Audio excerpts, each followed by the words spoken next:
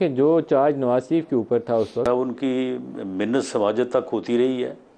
शाहिद खाकान अब्बासी 21 अक्टूबर को नवाज शरीफ को वेलकम करने लाहौर भी नहीं आ रहे कि नवाज शरीफ तो उनके लीडर थे, ना शहबाज शरीफ उनके लीडर हैं, ना मरियम नवाज उनके लीडर हैं कि और उन्होंने नाम दिए हैं, तो उनमें से चीफ़ ऑफ आर्मी स्टाफ दुरुस्त है, उनकी जो पोजीशन है और पाकिस्तान के जो मारूजी हालात हैं।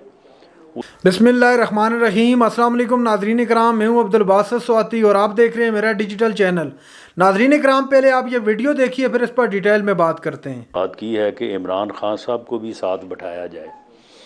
इमरान खान साहब को साथ बैठाने की जो है वो कोशिश 5 साल होती रही है। जब वो वज़ीर आज़म थे, उनकी पार्लियामेंट के अंदर भी जो है उनकी मिन्नत समाजत तक होती रही है।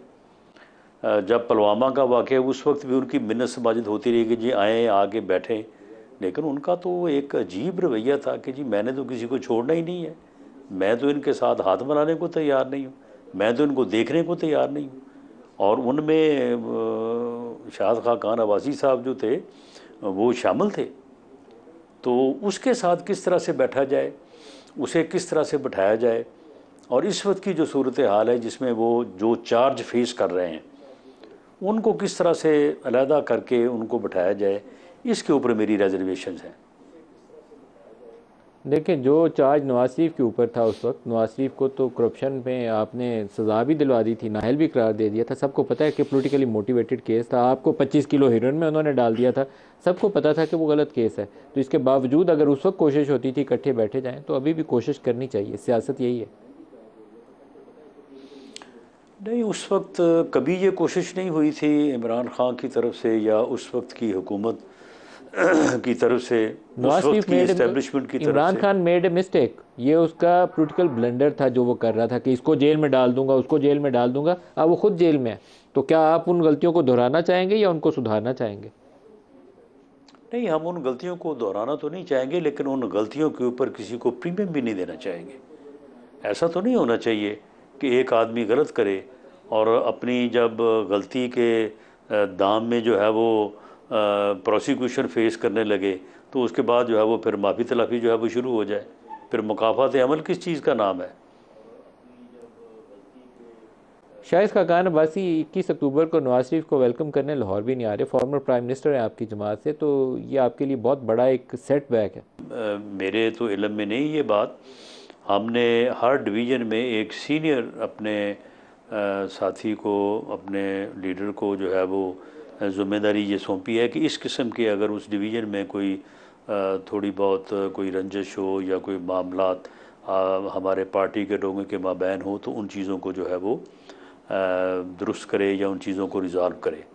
रावलपिंडी डिवीज़न में ख्वाजा साद रफ़ीक साहब एक सीनियर हमारे साथी हैं, शाहिद खाकान अब्बासी साहब के भी बड़े करीब हैं, तो उनकी ज़िम्मेदारी जो है वो लगाई गई है। तो जो उनका ये कहना है कि जी मुझे किसी ने बुलाया नहीं है, मुझे किसी ने कहा नहीं है, तो मैं आज ही इस बात को चेक करूँगा, बल्कि मैं ख़ुद भी उनके साथ, हम दोनों मिल के जाने को तैयार हैं।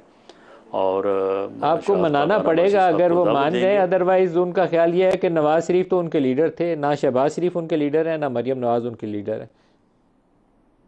नहीं, तो इसमें तो कोई दूसरी राय नहीं है। लीडर एक ही होता है, लीडरशिप में शिरक नहीं होता। तो वो मियाँ नवाज शरीफ है, मियाँ शहबाज शरीफ का भी वही लीडर है, मरियम नवाज़ का भी वही लीडर है, मेरा भी वही है, और शाहिद खाकान अब्बासी साहब का भी मियाँ नवाज शरीफ ही लीडर है। पार्टी की कमान जो है वो, पार्टी की कमान इफेक्टिवली अब मरियम नवाज़ के हाथ में है। तो राना सनाउल्लाह की लीडर मरियम नवाज़ हैं या नहीं है?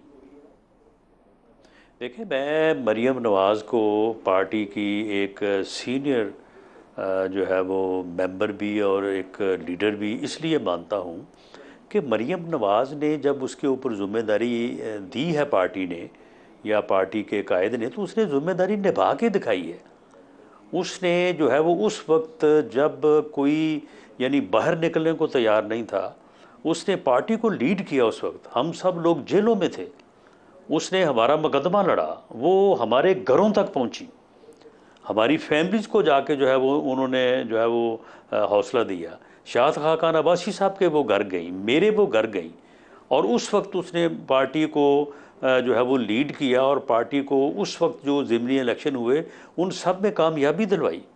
उसने पार्टी के वर्कर्स को मोटिवेट किया। तो अब अगर पार्टी में एक लीडर ऐसा है कि जो पार्टी को उठा सकता है, पार्टी को तक़वियत दे सकता है, पार्टी वर्कर्स को जो है वो मुतहर्रिक कर सकता है, तो उससे पार्टी को इस्तेफादा करना चाहिए। और पार्टी लीडर ने ही फैसला किया। अच्छा, एक शाहिद साहब का यानी जो है वो कारकर्दगी को देखते हुए कि उन्हें चीफ ऑर्गेनाइजर की जिम्मेदारी सौंपी है। लेकिन शहबाज शरीफ साहब की कारकर्दगी देखते हुए तो उन्हें सदारत से हटा देना चाहिए था, वो क्यों नहीं हटाया उन्हें? बहरहाल ये आपकी राय है, हमारी राय तो ये है कि कमाल मियां शहबाज शरीफ कमाल है को सर, जो आप उन्होंने कोलिशन पंजाब में कॉर्नर मीटिंग में 10 बंदे नहीं आप इकट्ठे कर पाए शहबाज शरीफ की 1.5 साल की वज़ारत उज़्मा के बाद, अभी आप कहते हैं मेरी राय है। आप लाहौर शहर के अंदर कहाँ 10 बंदे हाल का आपको सामने आई। आपने रात जो जलसा हुआ है लाहौर में वो आपने देखा नहीं है? बस दुआ मांगे कि ये जलसे आपके 4-6 हो जाएं, जिस सूरत हाल से आप जा रहे हैं। नहीं जलसे नहीं 4-6 जलसों के पीछे हम नहीं जा रहे। हम ये 4-6 जलसों के पीछे बिल्कुल नहीं जा रहे। हम एक ही जलसे की तैयारी कर रहे हैं और वो 21 अक्टूबर को मीनार पाकिस्तान होगा। और मेरी बात नोट कर लें अपना मलिक साहब कि ये जलसा जो है वो लाहौर और पाकिस्तान की तारीख में सब। नाज़रीन इकराम, आपने वीडियो देखी, farmer interior minister of Pakistan Rana Sanaullah साहब नदीम मलिक साहब के प्रोग्राम में तशरीफ़ फरमा थे और उनसे सवाल किया गया कि मियां साहब 21 अक्टूबर को वापस आ रहे हैं, जबकि शाहिद खाकान अब्बासी साहब जो कि PMLN से ही पाकिस्तान के वज़ीर-ए-आज़म रह चुके हैं, उन्होंने कहा है ना ही मरियम मेरी लीडर है और ना ही शहबाज शरीफ मेरा लीडर है, तो और ना ही मैं नवाज शरीफ को रिसीव करने एयरपोर्ट पर जाऊंगा। तो उस हवाले से आप क्या कहेंगे? जिस पर राना सनाउल्लाह साहब ने कहा कि उनको जाना चाहिए, वो हमारे लिए काबिल एहतराम है। जो शाहिद खाकान अब्बासी साहब ने बात की थी कि इमरान खान को भी साथ बिठाने की ज़रूरत है, चूँकि सब स्टेक होल्डर जब मिलकर बैठेंगे तो मसले का कोई ना कोई सियासी हल निकलेगा और पाकिस्तान का सियासी मुस्तकबिल बेहतर होगा। जिस पर राना सनाउल्लाह साहब ने कहा कि हमने पिछले 5 सालों में इमरान खान के पाँव तक पकड़े हैं, लेकिन इमरान खान किसी सूरत भी बैठने को तैयार नहीं हुआ। वो कहता था कि मैं इनको जेल में डाल दूंगा, इनको बाहर निकलने नहीं दूंगा।